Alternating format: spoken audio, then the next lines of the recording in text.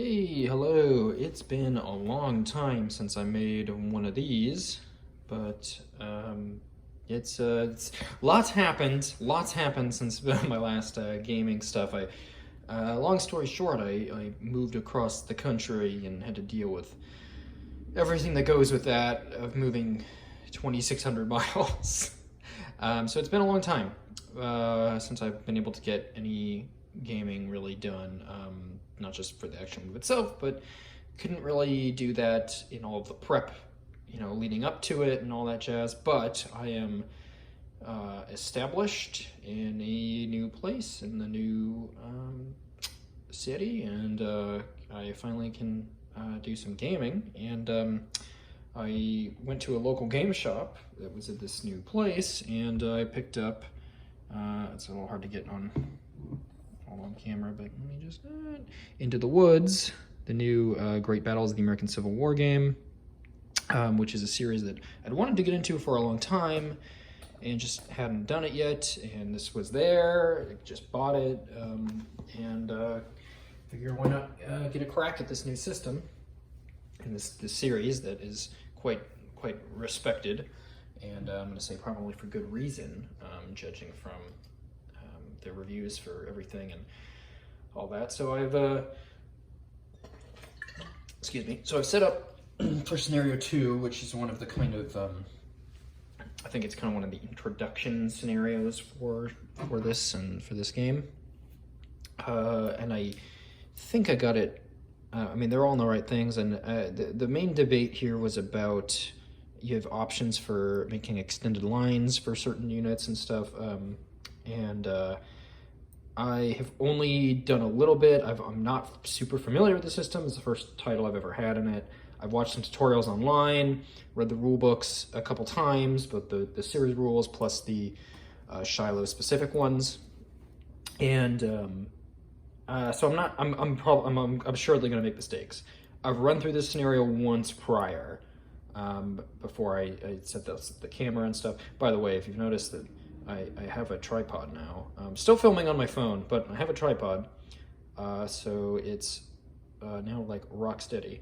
But I'm not really going to be changing much about how I do my videos, except that I'll have a much more steady camera now as I go through stuff.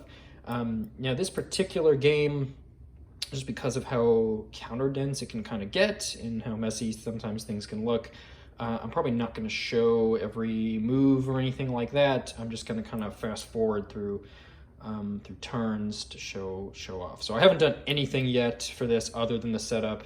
Haven't rolled for initiative or sorted through. Haven't drawn efficiency markers or anything yet. Just a whole part of the system. I'm not. This is not going to be a rules overview because I'm not super familiar with them, and I don't want to just sit here for 2 hours going through the rule book step by step, explaining stuff while doing stuff or what have you. That'd be, there's a use to that, but because I'm not super familiar, I don't want people to use this as like a tutorial or something. Not that I would expect that, but just in case someone came by and was like, oh, they're going through all the rules, this would be good. I don't want to, I'm going to end up screwing something up, and I don't want to be blamed for it. So I'm going to do this stuff off camera. I'm assuredly going to make mistakes. Depending on how familiar with your rules, you might notice things that are mistakes after. Please tell me in the comments if you do, but since I'm not going step by step, it probably won't be as noticeable. But I'm going to just do these scenarios, learn the stuff over time, etc. Anyway, so this particular scenario is called Sound the Long Roll. So this is Prentice's, Prentice. I'm not exactly 100% certain how to pronounce his name. I don't think I've ever heard his name actually said aloud. But Prentice's division is getting hit by the 2nd Corps and 3rd Corps of the Confederates here near, as you see, Spain's Field. So this is just 2 turns only, 8 a.m., 9 a.m. Just the small section of the battlefield in the early morning as they're hitting things. So they have different victory conditions. For the Confederates need to control camps, clear off Union units, try to get these brigades basically ineffective for the rest of the battle as best they can. And the Union just needs to try to hold on as best they can, inflict as much damage on the Confederates as they can, and try to keep control of the battlefield. In theory, historically, the Union should get swept pretty handily here. I don't know if I'm going to be able to do that, just because I'm not super familiar with this stuff. You know, I don't know exactly how it's going to go or what the best way to, like, tactically use these units for this, the most efficient way possible is yet. Oops. Sorry, Gladden. Is that the right spot? I'll double check that in a second, but I think that's where it was. Or maybe he was back here. Damn it. 1 second. Okay, Gladden, you are at... There it is. Gladden was at 3922. Oops. Yeah, that's right. Okay. All right, anyway. So, excuse me. So anyway, that's, you know, the goal. For the Union, I put them in more of an extended line, one, just because they have quite a bit of strength points on some of these, like under Peabody here. We have 16, because it starts with 1 loss, but 16 strength points with the, which one is that? It's the 12th Minnesota. So they got quite a bit of strength points there, so I put them in extended lines, also to try to help a little bit with command, just to keep everybody in range, which I believe these are in range, if I understood the rules correctly. And for Shiloh, woods are 2 movement points for leaders, so it should be 1, 2, 3, 4 in that touch, because it doesn't, if I understood the rules correctly, command range does not have to extend into the hex with the unit. You just need to basically get adjacent to them. I think that's right. I'll double check that at some point off camera, but pretty sure that's correct. So that'll bring them into command.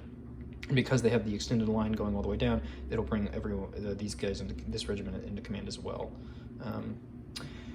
And then we got Pretense himself is back here. Miller is back here with, he is currently with the 18th Missouri. And then we've got 1 battery over here, 2 batteries, 6th Illinois, 15th Wisconsin. Anyway, and then we have an independent unit, which is considered under Pretense's command for this scenario.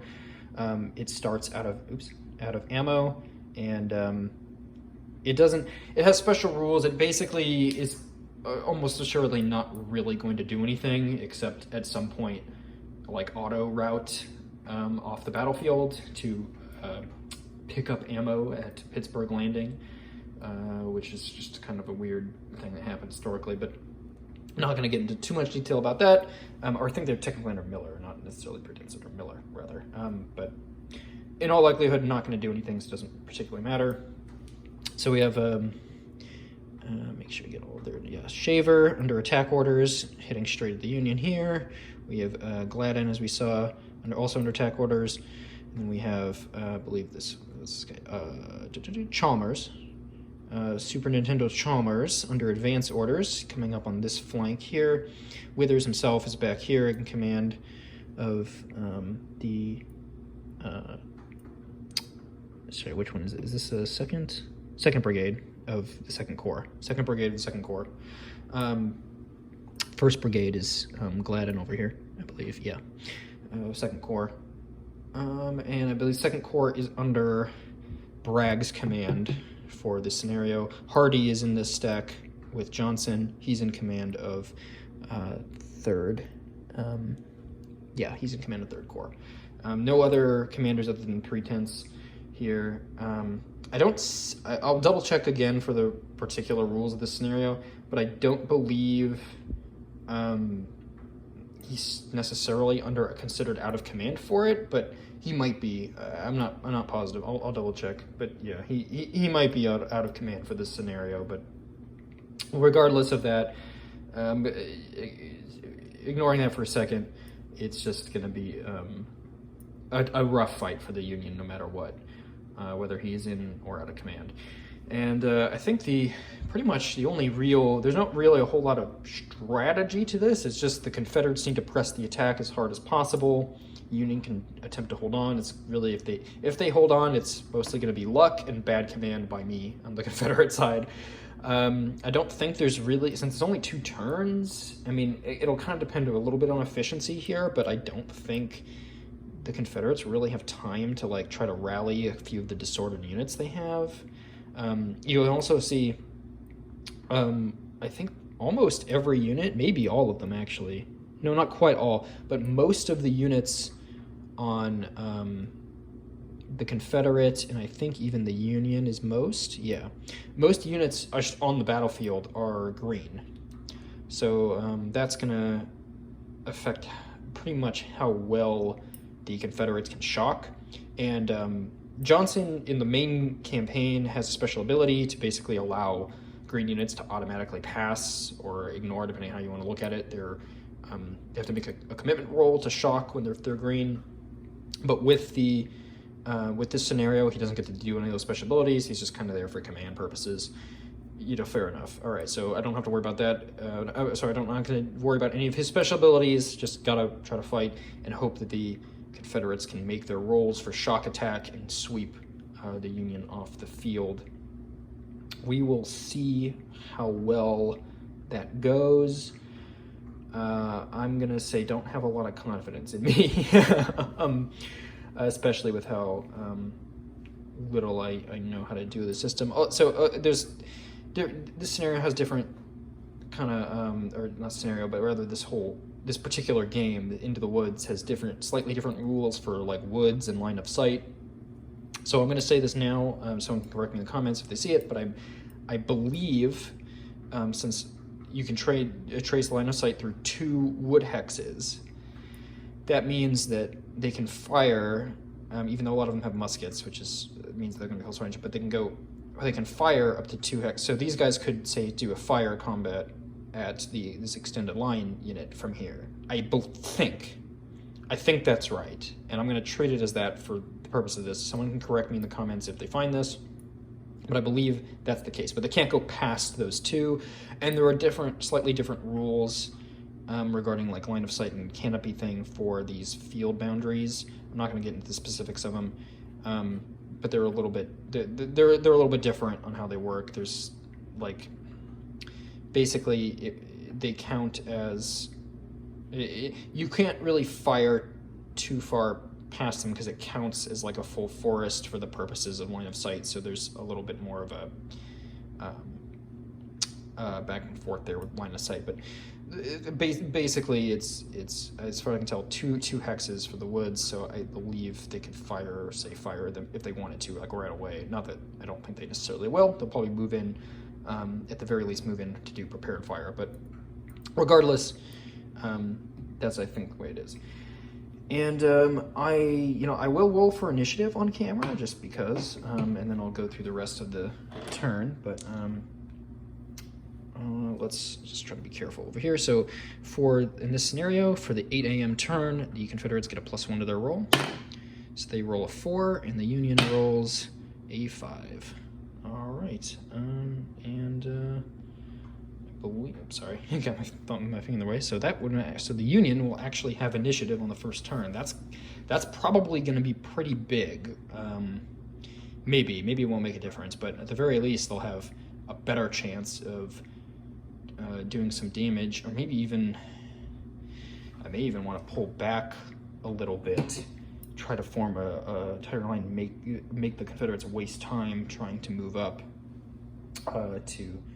because if I pull them back, that's probably a good idea. I'll talk a little bit about kind of what I think is, now that I see that, I think it makes sense for Peabody to try to pull back and force the Confederates to waste a turn trying to get closer before they, are able to shock. Because if they can shock on that, if they could have shocked on that first turn, like first activation right away, they'd likely do quite a lot of damage just because of the sheer number of them are coming. Even though this is a thick unit, there's a lot of guys coming through. I'll double check to see if the sword units can shock. I believe they still can, but regardless, it's, yeah. So we'll see how it goes. I've already been rambling for a while now, so I'm just gonna move on.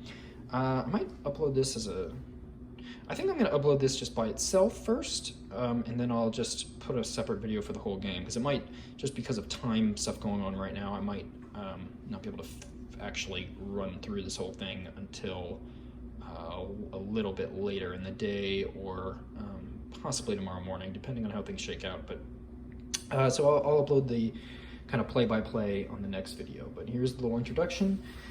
Glad to be back. Glad to be getting into a new game. I'm excited.